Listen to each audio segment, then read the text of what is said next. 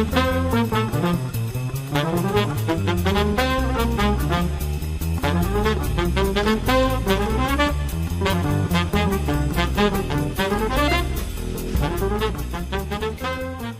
to Business Brains and the Bottom Line podcast. My name is Paul Delegro, your host, and a little different spin today in the show. I actually have a guest co-host today by the name of John Parker. Welcome to the show, John, and I appreciate you being a co-host on the show today. Thanks, Paul. I'm glad to be here. All right, we're going to have a fun episode. Our guest today is Chuck Howard. He's I'm just going to term him as an IT executive. We'll leave it at that. And welcome to the show, Chuck. Well, thanks, Paul. Glad to be here today. So, well, Chuck, the reason I wanted to have you on, we know each other pretty well. And one of the things you and I have talked about this offline many times about what makes for a productive, healthy vendor-customer relationship. I think that's so important. I've been on the sales side for a long time. You've been on the customer side. And actually, John Parker's been on both. And I'm a big believer in having a healthy relationship, but I wanted to get your take on it. What are some of the things that you look for in a relationship for you personally and for your company to have it be productive and healthy for you? Does that make sense? Oh, yeah, Paul, that's a great question because a lot of times people, when I first came into dealing with vendors, I felt like they were vendors. They were simply provided products. They simply did their thing. And it wasn't till a little bit later that I determined it was necessary to have that kind of relationship, that it was really important to make sure that that vendor became your partner. Right. They had the same goals as you did. They understood where you were coming from. You could have a frank discussion if you needed to have one. And so those are the kind of things that I feel build into that healthy, good relationship, because what that does is that gives stability not only to the partner, but to the customer. It gives the ability to have somebody there to trust, a trusted ally, a trusted partner that that they're going to provide the best for you. And that's why I think it's important. Yeah, no, great point. John, what are your thoughts on that? You've been on both sides, right? I've only been on the vendor side, never been on the customer side. You've been both. What's your take on that? Yeah, it's a challenging thing to Chuck's point, establishing that trust, right? From both sides of it. And I think that's probably the most important part of it is from the customer side, you have to really trust that the sales team that's coming in, the engineering team, all of them have your best interest at heart, right? That, they're not just there to turn around and turn a buck on you or sell you a solution and walk out the door and leave you with the bag. And then the same thing on the engineering side, at least from my side of it, is that when we go into a customer environment that we're getting, honest feedback from them, that we're helping them down the right path, because really what we're there to do is to help them ultimately. And if we can't establish that trust in that direction, then we're really giving them answers to something that may not be relevant to them. And so I would absolutely agree. That trust advisor role is absolutely key to it on both sides. Yeah. For me, depending on the organization, the size of the organization has a big difference in the way they treat vendors as well. But I think that if a customer just looks at a vendor, to your point, Chuck, is just, hey, we're just going to order stuff from these guys. Right. I think it's tough for the partner and the vendor like us to add value if we're just only going to be asked to quote on stuff. And it's frustrating for us because the way we go to market is we try to become part of your team. And to your point, Chuck, man, when you feel like you're part of the family, in my opinion, it makes you work harder to try to be successful. Is that are you guys feeling the same way? Yeah, that definitely resonates with me, because when you think about this, it's all about your culture, and really to have two firms that have that kind of relationship. It's about making sure that, one, your cultures mesh, you have a shared set of values there, and like the partnership that we've entered in with you guys, we started with kind of a charter and a vetting process where we had some time to really say, hey, this is what we're looking for. Right. And you guys came back and presented that back to us. And I felt like y'all were speaking the words that we'd said internally. And that to me is a mark of that good relationship there. That when you feel like the vendor is echoing your words, not to get the bid, but because they believe those things as well. Yeah. And John, you were about to say something? Yeah, I was going to say that approach, Chuck, I like it a lot. It's like doing the charter is the dating game for that type of environment, right? You The charter dating game together. We just maybe coined a new phrase, the charter dating game. Absolutely. Yeah, I like that a lot. And so that approach really helps out a lot because you're not committed to any one person, any one partner in that approach. And you get to try them out, make sure that you're compatible with one another before even proceeding down that path of, oh, we want to buy this from you, or we want to pull in your engineering team. I think it's a great approach. Yeah. Well, and I think that approach is just a start because, as y'all experienced with us, we start with the charter and then we start developing high level designs and expecting y'all to come back with detailed designs. And it just seems like it builds upon each other. Yeah. Each approach builds toward the next. And as you do that, you get more comfortable that is the partner for you. Yeah, no doubt. Yeah.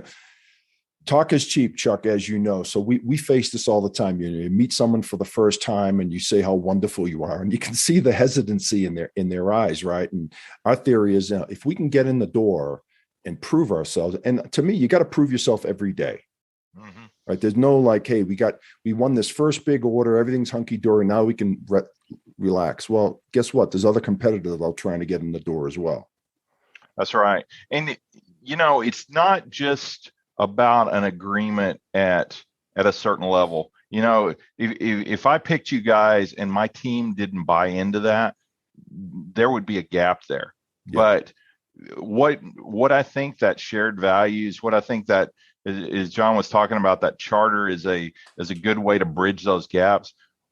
If you develop the charter with your team in mind and with your team's input, then when the partner comes back and starts echoing that back to you and telling you how they believe that should be implemented, then that builds team buy-in as well. So I think that's one of the things that our success story with you guys is it's occurred at all levels. It wasn't just one that we, that Paul, you were a great sales guy or John was a great engineer. And then we said, oh, this is what we're going to do. The team has bought into that. And so now you're engaged with our process on a day-to-day basis. It's not like we engage once a week or once a month. It's every day. Yeah. No, it's funny you say that. You definitely ran us through the paces, Chuck, at the beginning of this relationship for sure. But I think that's good leadership on your company's part and your part, because you're right. Anytime a manager decides to ramrod something down everyone's throat that no one wants, it's not going to work. They're going to fight you every step of the way. Well, I've done it the other way and it doesn't work. You're right. Yeah. And Chuck, you were in a different role at your company. And you had told me that you had some relationships that were like 20 years long, 20 years running. Yeah, I used to be on the development side, and I continue to maintain some of those relationships, not necessarily from a business standpoint, but I still engage with those guys. But you're right, 20 years long. I mean, it's been a good run with those guys because they became that trusted partner. It wasn't just a partner. It was they're the go-to people that you ask when things are going wrong. And we talked about it, whenever a relationship is one way versus lopsided, it's always lopsided. Because I know me personally, I like to sell where the people that I sell to become almost like family. It's way more fun for me. And I don't want to let you down. When I say you, the customers in general, because I feel like if we mess up, man, I take that personally. It's not like, hey, I sold you some stuff, I'm on to the next one, I don't care, And so, John, I mean, I know you care deeply about what you do. You take I don't know if anyone works more harder than you, but what are your thoughts on that? Well, I'm sure there's plenty of people that work harder than I do, but I do care deeply. And I think one of the key parts of it is my approach and my team's approach really to engineering is not to go in there and try to force fit a solution to make it work, right? It's about finding the right answer that fits the customer environment, that's within our skill sets, that we can honestly deliver on. And we really like working with the customer as opposed to working for the customer, because when we're there and that handshake's there and we're walking down the path together, it all ends up in a much better place. And if we, are not successful in what we're trying, the fact that we did it together, we can find the right answer together, as opposed to it being almost like a blame game type thing that comes out in the end. And working together is much more efficient in the end. Yeah, because no one has all the answers, right? I mean, you work. I mean, we're going through this right now with tweaking the solution to get the end result, right? Absolutely.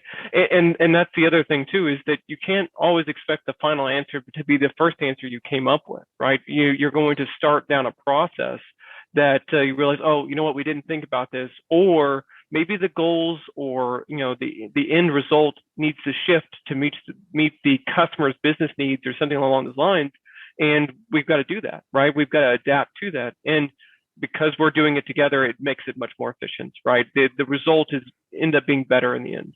Yeah, no doubt. And I think I'd like to comment on a couple of things John said, because John's right. I mean, we've seen it even in the time we've worked together, that things don't always end up like you wanted them to. Yeah. Things have to shift direction, but when we do those things together, we take on ownership.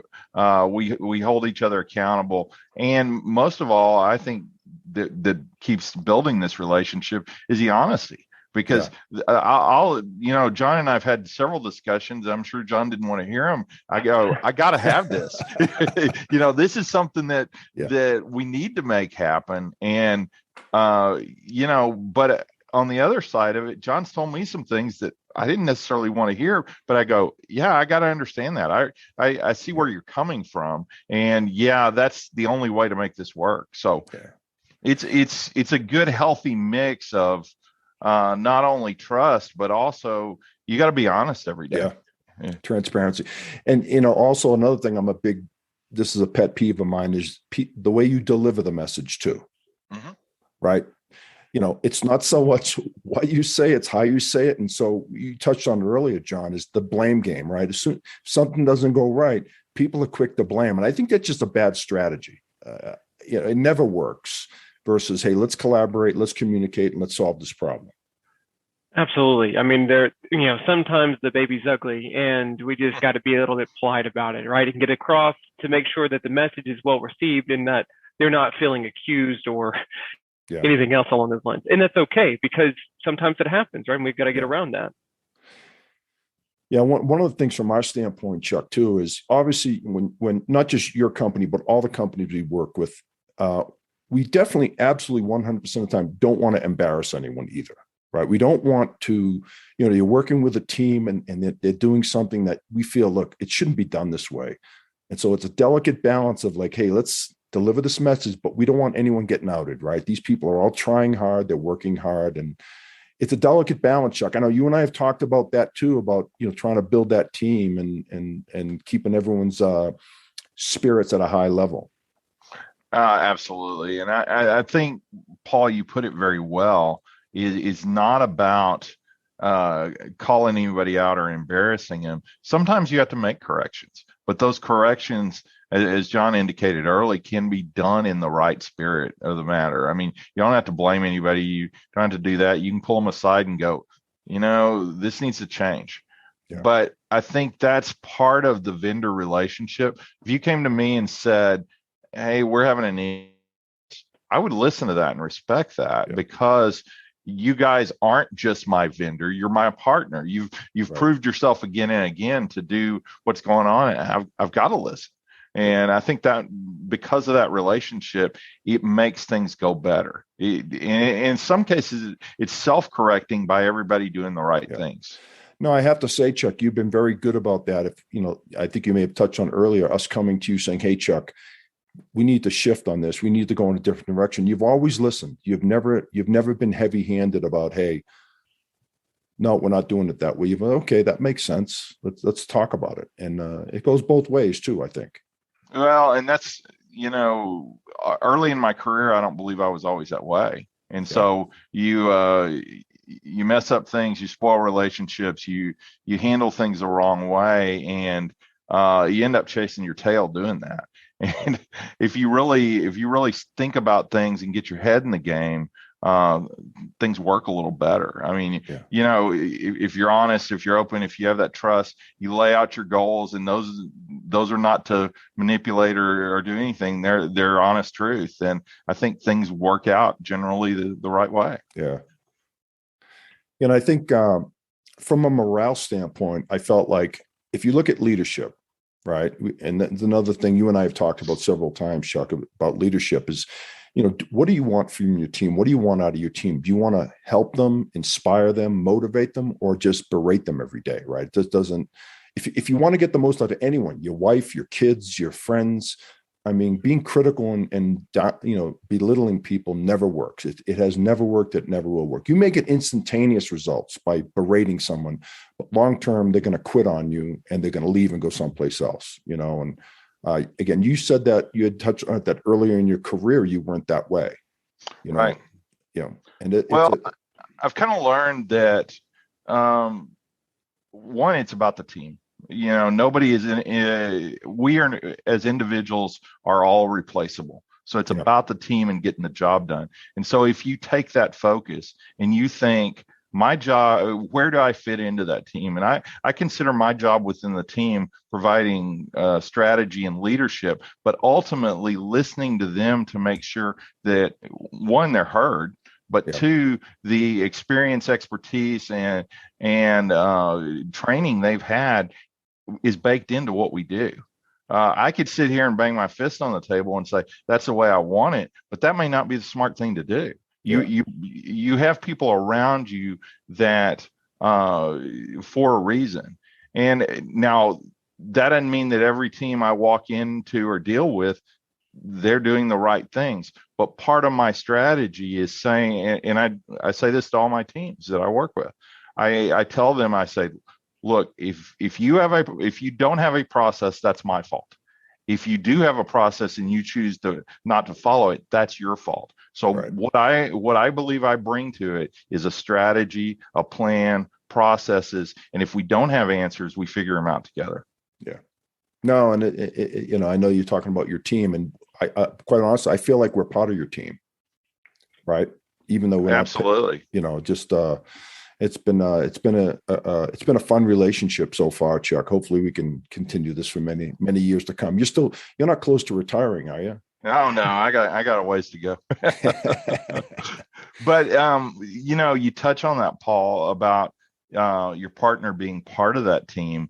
Yeah, you're right. It can't be closed off like that. And so the way that I behave with my team is the same way I behave with you guys. If I've got a strategy, I put it out there and say, let's vet it together. Let's poke holes in it. Let's decide where we need to be. Yeah. And from a vendor perspective, Chuck, that's the ideal situation that we want to be in. And we've got to earn that, right? But it's frustrating for us just in general when customers call us and say, I need a quote on something, or we're looking at these solutions, pick one and quote it. It's like, we don't feel like we're adding value there, if that makes sense. Yeah, I definitely agree. Now, I think the situation that we worked with last fall was very interesting from y'all's standpoint and from ours, that we were looking for that firewall, and we were looking for that new firewall. And we said to you guys, we want you to represent us, but we're going to have the other companies come in and lay out their plan and lay out their strategy. And I thought that was extremely fun to sit there and have these companies bring this stuff in front of us and have our partner sitting there seeing the same things we did, and y'all helping us make a decision. We were playing vendor traffic cop at that point. And that was a little bit different situation. I think there might have been some times, Paul, that you weren't necessarily comfortable with that. But I had to make all the tough calls. you told me the messages to deliver, and I had to deliver them. They weren't always pleasant, but but it worked. That was fun to do. And ideally, quite honestly, Chuck, that's the situation we like to be in when our customers come to us and say, hey man, we've got a problem. And we say, hey, we've got one of 3 or 4 solutions that may work for you. Let's look at them all. Versus just trying to pick one and run with it that may not be the best one. John, what's your take on that? Yeah, I was actually going to speak to what we were talking, just talking about for last fall when we went through that process. The end result was that we came to the solution and the answer together, as opposed to the other approaches that we typically run into in a sales cycle. Is like, okay, here's your options, right? And we present them, and then the customer ultimately makes the decision themselves to make it, and we're okay with that because ultimately they have the power to choose. Yeah. But by the way that approach worked for us was that we were collaborating through the whole process and being able to say, okay, I think this fits for this scenario, but this one doesn't for that scenario. Let's keep going through this process. And as we made the end decision, it wasn't like we made it on behalf of Chuck and Chuck didn't make it on behalf of us. We were there the whole time together. And I like that approach because it goes back to the partnership piece of it, where we can really say, we're in this together. And so that in the end, after a purchase is made, implementation process is going through, that we're all working on it together we're vested into the outcome to make sure that it all works out. And that's the path we've been down. Yeah, I agree with you, John. It worked out real well because we started at the beginning building out what our requirements together and then stepped all the way through, that ultimate decision at the end. And so it's been nice. Yeah, it really has been. And like I said, it is nice to be part of the team. And but to John, you mentioned something that's a little bit frustrating on our side is when you supply information and then you don't hear anything back, and you find out that a decision's been made and you weren't really included in the process. It's challenging, right? And not because ultimately the decision is the customer's, right, to be made, but by being involved in the decision-making process, you can help point out the things that maybe they didn't think of, right? And also when them coming back with an answer after the fact, like, whoa, that wasn't even where I thought we were headed. Based upon all previous information, I thought we were leaning down this path, and it doesn't make a whole lot of sense. And so there's a lot of re-engineering work or re-architecture that has to come in to accommodate, maybe this third-party solution that came out of left field situation. And I think one of the toughest things to do anytime you do project work is those integrations. And so one of the things that we did as we vetted this solution, we said, what are the touch points here? And then, John, I think you did a really good job helping us understand those touch points and how they would fit into the different solutions that we looked at. I think, Chuck, go ahead, John. Go ahead, Paul. No, go ahead. Oh, I was just going to say, I think that's honestly one of the fun parts for me is getting to walk through the solutions and understand how it integrates and how you're going to adapt it to your environment to make it fit your needs, as opposed to trying to make yourself fit into how the platform works. It's always better that approach. Yeah, I agree. One of the advantages of a company like ours, and I feel like I'm bragging about our company, but it's true, is we have experience in a lot of different environments. And that's really what we bring to the table as well, because we can look at all our customers and see what everyone else is doing versus like someone like yourself, Chuck, that works for one company. You only know one environment, right? So I think it's and that's where something that we have to earn. When we get to customers, we've got to say, hey, we've got the experience to help you here, and we've got to prove it. No, I think that's why we go outside. I don't go try to increase my head count. Generally, when I'm looking for resources to support, I generally go to either a partner or individual people, consultants with those experiences. Yeah. And that's been the beauty of working with you guys. You bring a lot of great folks to the table. Yeah. Yeah. Absolutely. Go ahead, John. It's okay. One of the things that, at least from my side, is I'm more inclined to hire engineers that have a background in the customer environment, as opposed to someone that's been only on the sales side or on the vendor side. And that's a lot to do with the fact that they have a better understanding of the pains that the customer goes through, that any customer goes through, or the limitations inside of the environment. It makes it a little bit more adaptable to fitting in there, because they take that, relatability, and then attaching the sales engineering piece to it. And when they're having a conversation with, with someone like yourself, Chuck, or any other customer, when they say, oh, well, I don't know if we're going to be able to do this, the budget cycle's not going to work, or our team doesn't really fit this need, they're like, I get it. And I was like, I was there. I knew this process. It's a pain. So, yeah, I'm looking for a certain type of people to come into my team and really fill that need from the engineering side that understands where you're coming from the customer side. No, that's good. I really like that, because in some of my past relationships with vendors, like the vendor I mentioned earlier that I had about a 20-year relationship with, that was one of the struggles starting out. They looked at things strictly from a develop and turnover code, and they didn't look at how we were going to maintain it. And that was a big deal to me, is we're going to have to live with this once you guys are gone. And but that's part of that communication. There were some rough times in that early relationship with those guys, but it worked out well. And I think that's been the difference with y'all, is y'all understand the customer side from some standpoint, so kind of the pain we're going through at some points. Another thing just came to mind as we were talking here is, one thing we try to do, Chuck, is if not sign up for something we can't deliver on. Right. I think that's a big one for, because you hear, especially sales guys, right, John? Oh, we can do that. Then you can't deliver it, and it's worse. So, but we'll be on. We try to be honest, but we do have other resources that we can bring in that will subcontract for us. And so, again, I think that's part of that honest, trusting relationship and transparency of just like, hey, we don't do that, but we can find someone that will.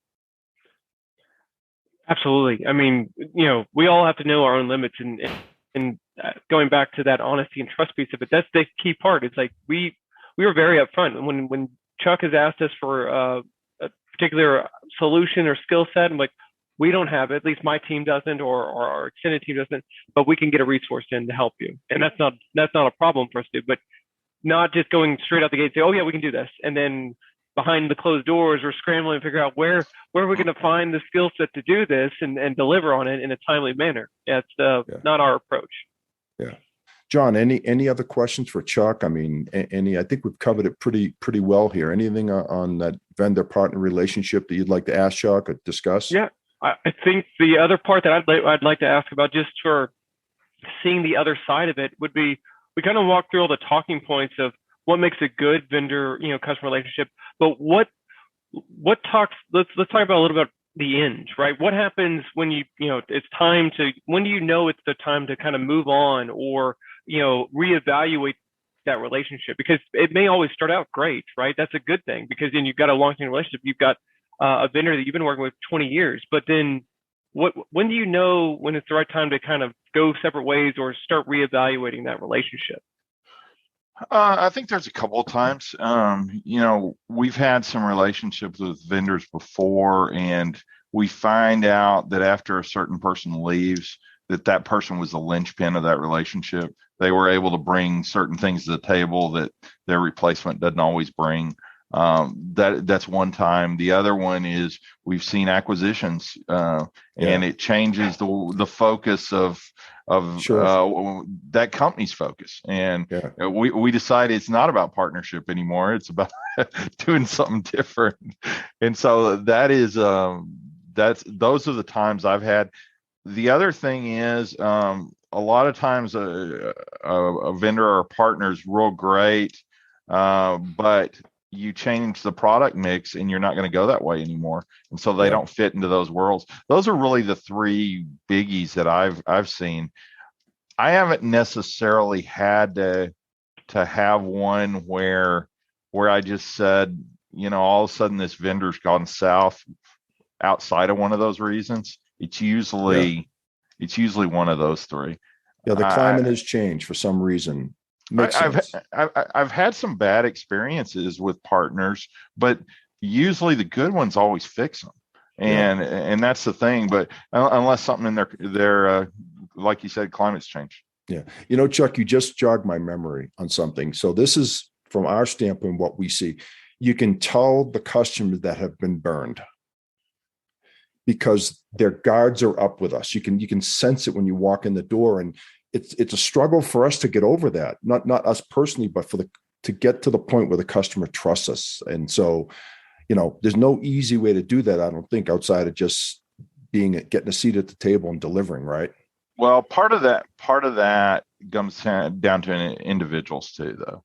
Yeah. Because I've had situations where things hadn't always gone smoothly. If you're willing to always blame the other person for things going south, then you're never going to get over that. Yeah. And that goes back to what John said early on, was about the blame game. If that's where you live, then you're never going to have good relationships. But if you realize there's shared responsibility as you do things, generally you're able to say, you know what, they didn't deliver exactly what we wanted to, but maybe we didn't do what we were supposed to do either. Let's just move on.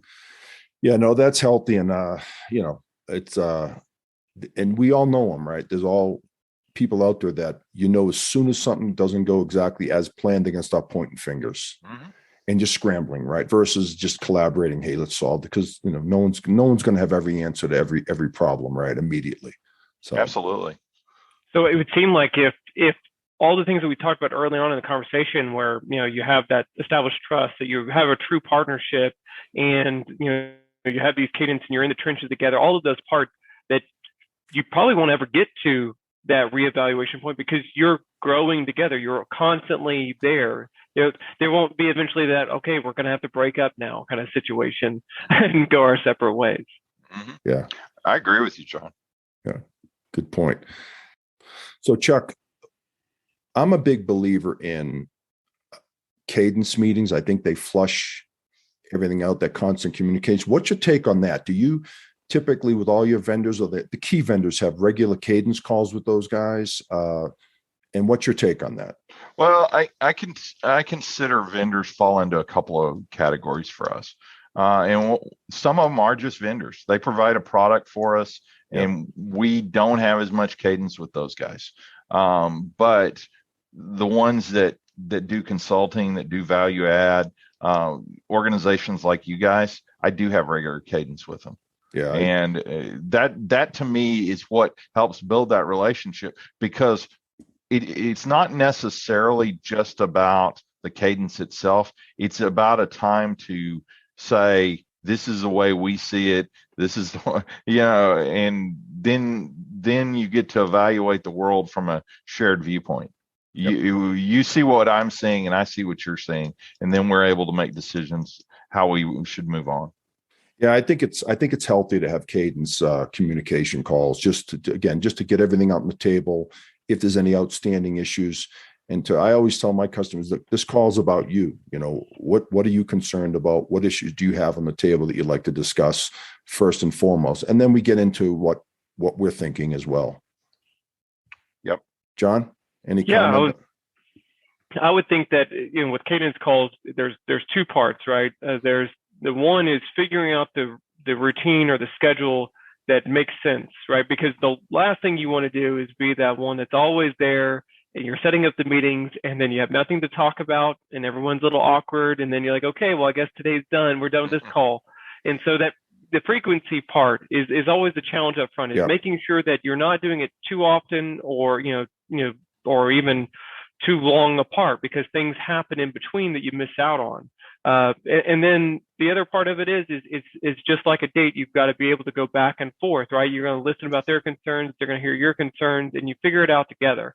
And if you aren't able to do those parts in the cadence call, then it's not going to be highly productive. Yeah, you maintain the relationship. You're still going to continue communications, but if you're not speaking to one another, it's kind of a key thing, right? And you got to be listening as well, right? Yeah.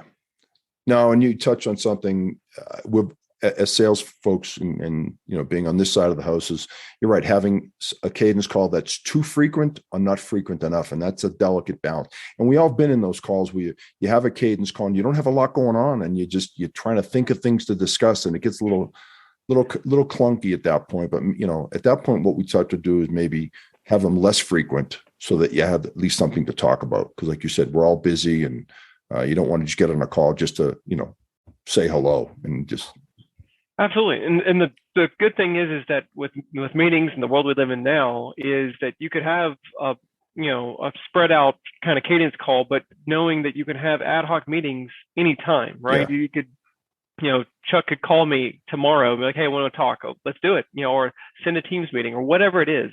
And you can get on there and have that line of communication and keep it fresh and open as things pop up. And I think that's the key part too, is the cadence calls are important for recurring, but knowing that you have your partner there to rely on, that they can reach out at any time and you can jump on that call to settle in the in-betweens, right? And keep that, relationship fresh.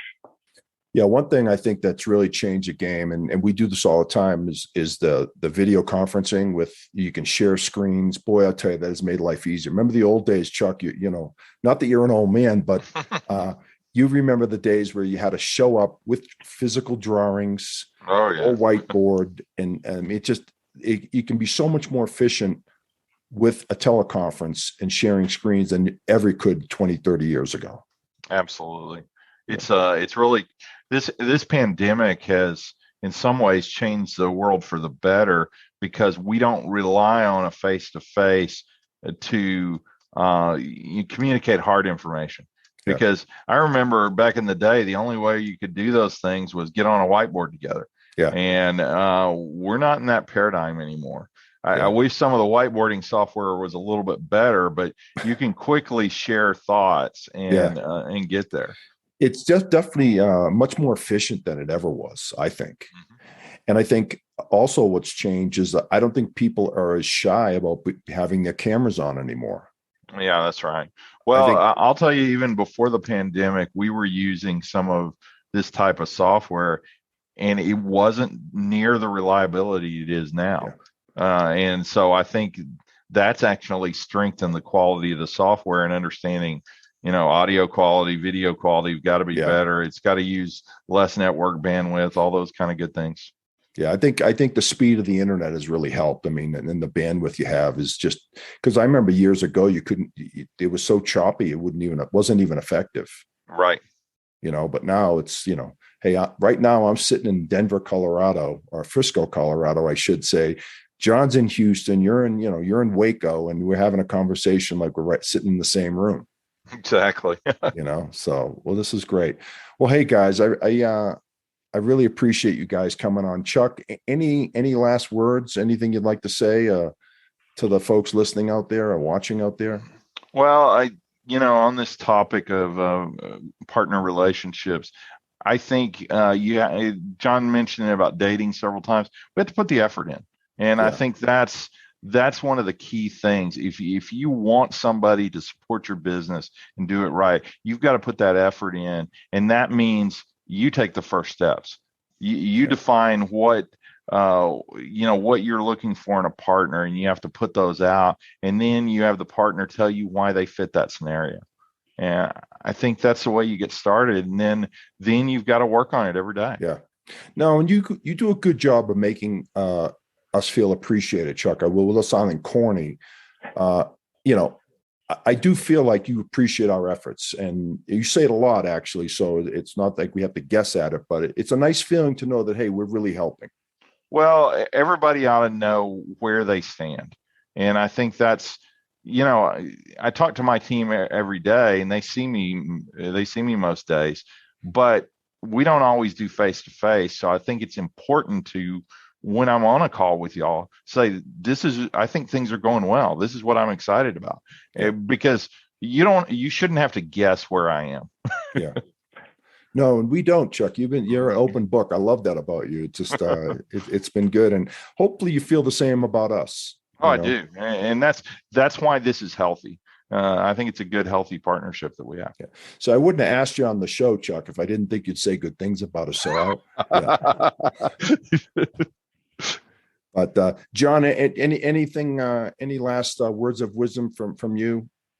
No, I mean, the biggest thing I can say is that, it's just like Chuck, it's all about the relationship and the partnership. So I'm thankful that we have the relationship we have, Chuck, and the partnership, that we're able to continue working together, and I'm thankful we have it, and hopefully, others that are out there, that they'll see the kind of relationship we have, and that they'll want it as well. Yeah, absolutely. Well said. So, well, I guess that's a wrap for today's show on Business Brains and the Bottom Line. Until next time, thank you, guys. Thanks.